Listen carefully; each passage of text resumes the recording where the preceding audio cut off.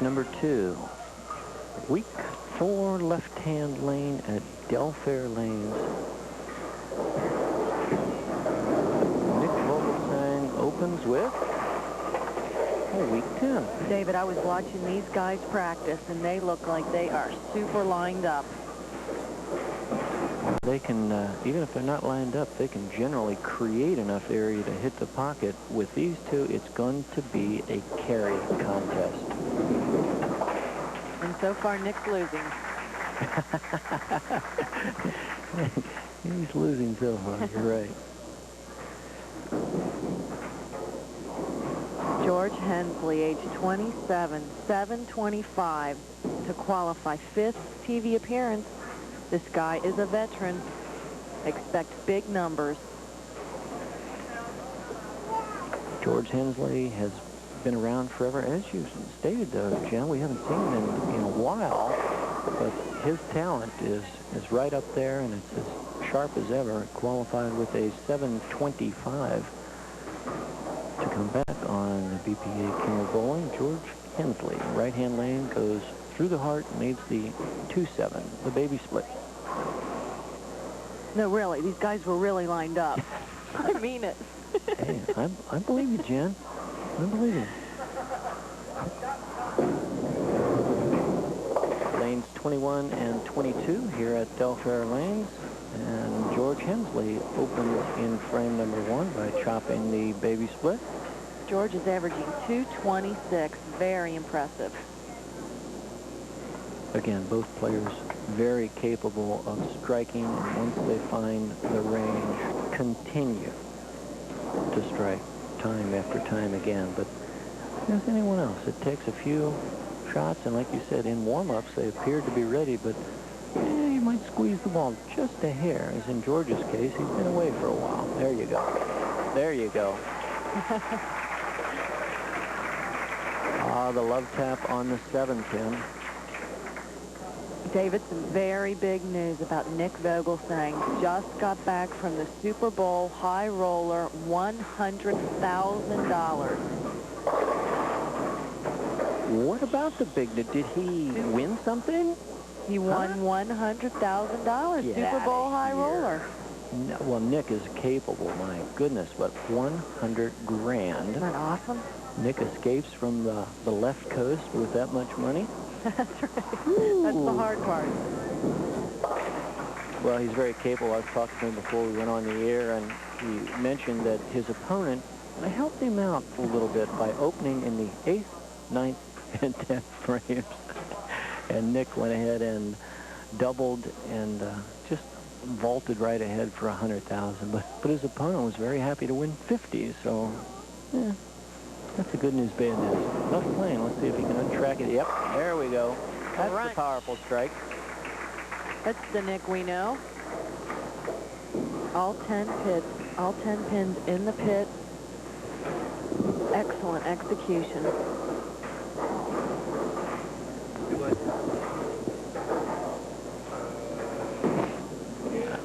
George Hensley. Let's see if George can crash the pocket, as Nick just did on the right-hand lane. Let's see what happens. He stays down. He gets through it. Yes. Wow. Now, those were the kind of strikes I was watching in practice. This is what I am anticipating, lots of strikes, just like that.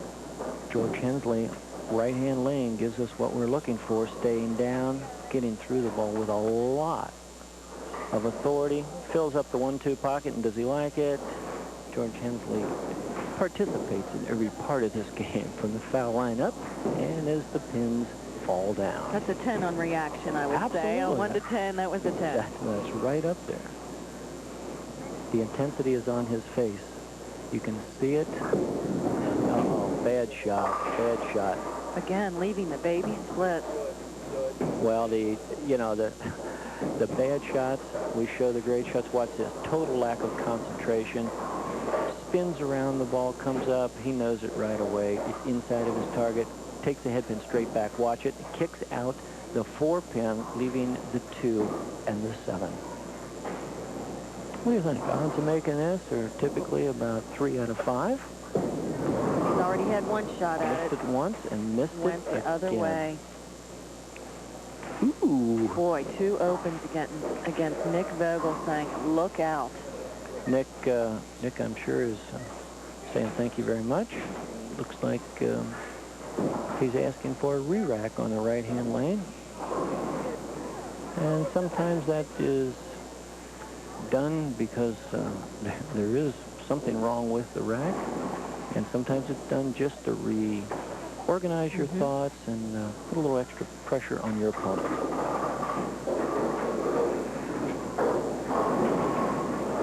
He's looking at the rack, so there must have been a pin off spot. Likes this one now. Oh my. Oh my. Oh, re-racks and leaves a solid 8. Well. Oh my.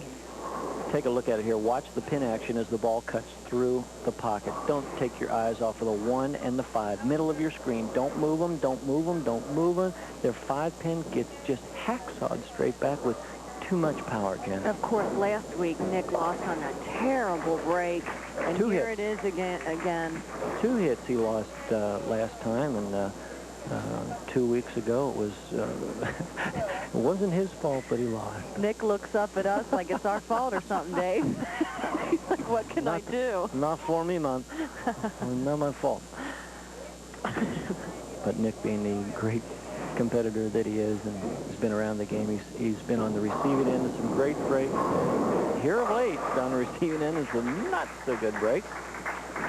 The Miller Genuine Drafts drops down, and David, you have to admit, 3 opens in a row against your opponent throwing 3 opens in a row against you for 100,000 is a pretty good break. So he got them all in one chunk. George Hensley trails by 14s as he goes to the right-hand lane to see if he can mount some sort of attack, and that was pretty close. Oh, that pin spun around 3 times, David, and missed it every time. If it's not meant to be, it's just not going to happen, right?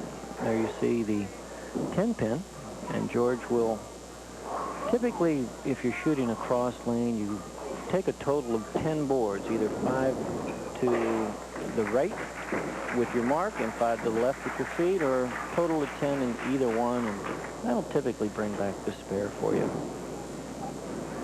Here you see the Pepsi BPA scoreboard showing Mr. Hensley trailing by 14 pins at this point, with Nick striking in the 5th to give him the advantage. So George has got to get on the ball. There you see on his right hand one of the 300 awards that he has amassed over the years. One of 5 300 games that George has thrown, along with 5 800s. Now that's a very unusual ratio, Jen. It sure is. Yeah, equal number of 300s and 800s. Typically we see someone like Nick throwing a lot of 300 games, and 25 to be exact. Thanks. yeah, 25 300s, and then I think he's got, like, I don't know, 5 or 6 800s. Who knows with Nick anymore? But equal number of 300s and 800s for George. Very, very unusual. Right-hand lane. Let's see if Nick can do it to it. Yes. Nick describes his style as either A, a power stroker, or B, grip it and rip it. I think he's going for B today. That's typically what he is very capable of doing.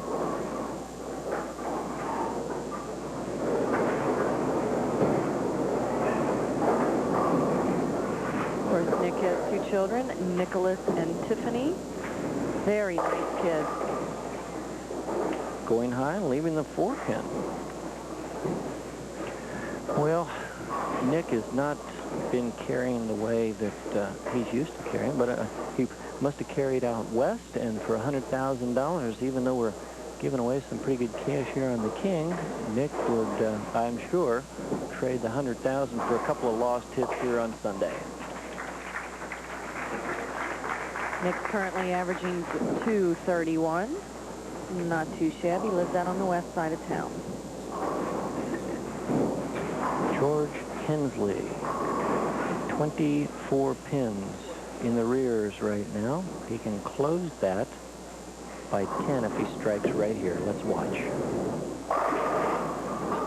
Boy, was that a bad break, David? What a great shot, Jennifer. He just regroups, makes a super shot, flushes the 1-2 pocket, and a 7-pin. Take a look at it here. The second pin from the left-hand side of your screen, that's a 4-pin. Don't take your eyes off of it. It's the culprit right there. Its assignment is to take out the 7. It goes around the belly, does not do its job. Makes the spare easily, and George still has to figure out what's going on with only 3 frames left. Not impossible, though. Very big frames coming up. But he's going to need to string them from here on out for sure.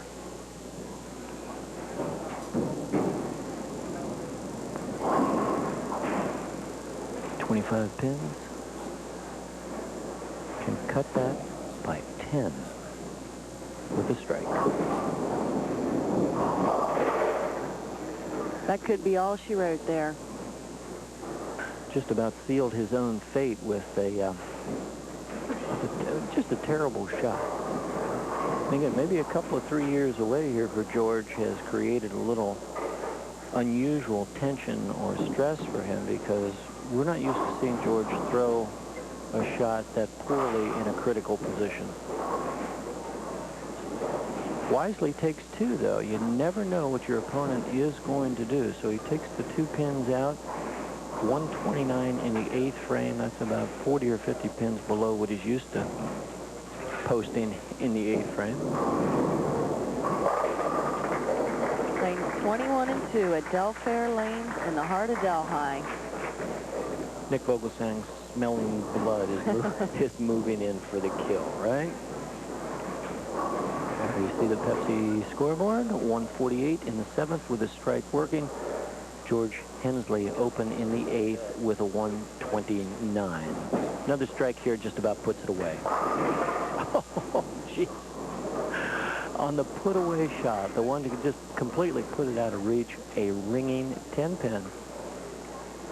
Nick gets to the line very well this time. Now keep your eyes on the 6-pin for the right-hand side of your screen. Second one just goes into the 10, or the channel there, and just dies before it gets to the 10. George looks very disappointed, but we'll see him back again. As long as he's back in bowling, we're going to see him on King of TV. 725 he had to qualify to make it here today. He's going to get a nice check to go home with him.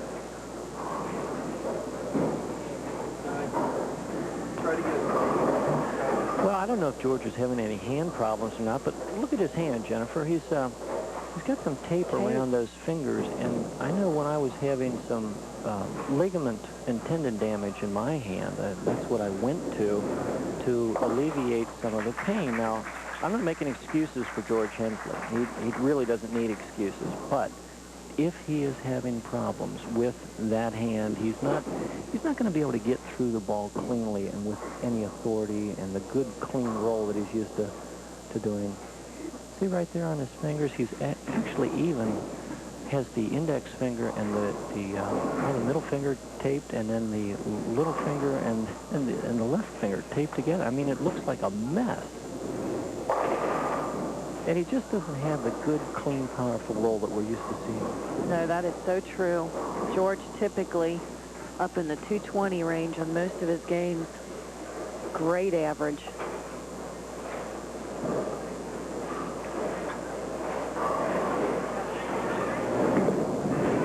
Well, let's see if he can bring back the spare, and he does. He's going to finish out in the 160 range, and well, like you said, Jen, 160 something is, you ready for this, folks? 60 pins below his average. So not a good day for George Hensley. I'm sure he appreciates you bringing that up, by the way. Well, being the mathematical wizard that I am, I had to bring that up. Nick's going to finish out, and he's going to go on to meet the king, Dwayne Hatton. Quickly up in the throw because the match is in the bag. George Hensley finishing with 167. Very disappointed, but a great sportsman. Wishing Nick luck in the next match, and George will be picking his stuff up and moving on. Nick Vogelgesang will be moving on to match number 3. All right, the winner of this match, Nick Vogelgesang, defeating George Hensley. He's going to finish up, and we'll be back in just a couple of minutes with match number 3.